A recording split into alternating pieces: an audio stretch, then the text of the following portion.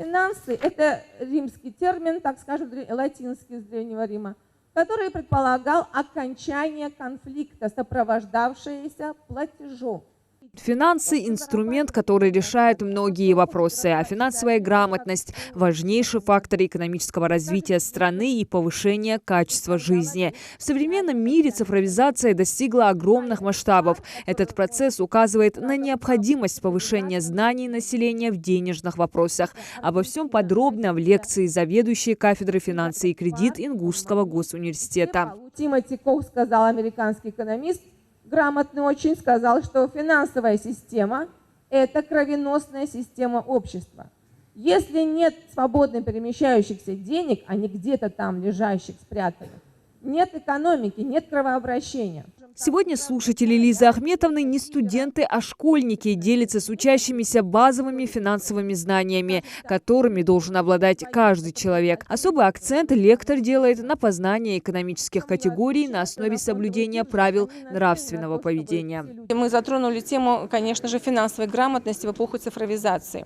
В то время, когда очень много соблазнов, и они доступны каждому ребенку через гаджеты, возникает и соблазны в части вложения, немотивированного вложения собственных финансовых средств.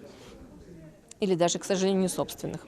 И это чревато последствиями. Вот предвосхитить некоторые такие события и предупредить этому была посвящена сегодняшняя лекция. Лекция «Финансы и финансовая грамотность в эпоху цивилизации» проходит в рамках акции «Ученые в школы». Она приурочена ко Дню российской науки. Профессора, сотрудники университетов по всей стране читают научно-популярные лекции в российских школах. В лицее МАГАСа сегодня знакомят с финансовой наукой. Лиза Цурова отмечает ее уникальность и богатейшее многовековое теоретическое наследие, созданное трудом многих выдающихся ученых. Финансовая наука и вправду уникальна. Человек может найти любое творчество через финансовую деятельность. Если его интересует медицина, интересует ли его художественное мастерство и так далее, можно всегда создать центр. И только финансист может грамотно привлечь инвестиции, создать центр, который вы, может быть, с детства хотели этим заниматься.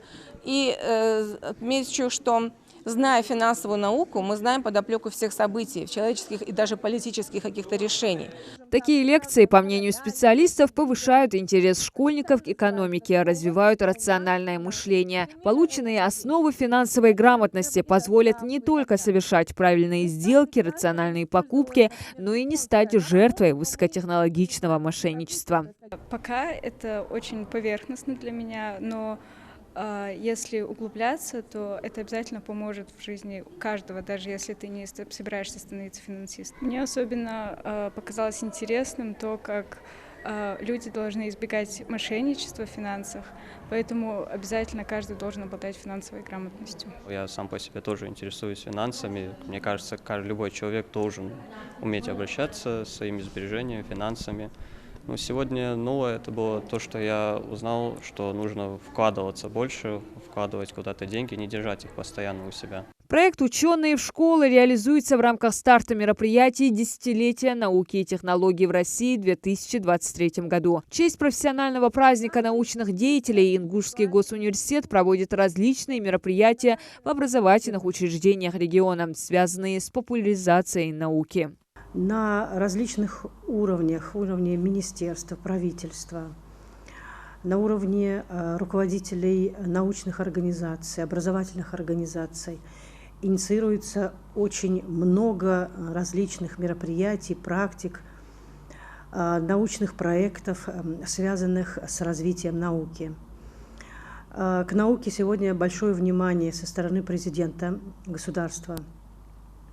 Оно связано с тем, чтобы сама наука начиналась уже со школьной скамьи. Главное учебное заведение региона является одним из самых молодых в России. Обучение в университете ведут более 500 преподавателей, доктора и кандидаты наук. В состав университета входит 10 факультетов, 43 кафедры, инжиниринговый центр, институт социальных исследований, научная библиотека. Ректор ИНГУ Фатима Албакова поздравляет своих коллег и всех ученых с Днем российской науки. Классический университет ингушский, он, безусловно, включился во многие научные проекты, которые транслируются и Министерством образования и науки Российской Федерации.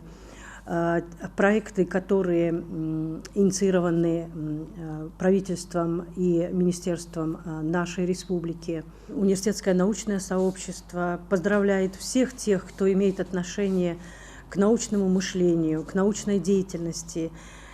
Конечно, прежде всего, учителей, которые популяризируют и которые развивают научное мышление у студентов, у школьников.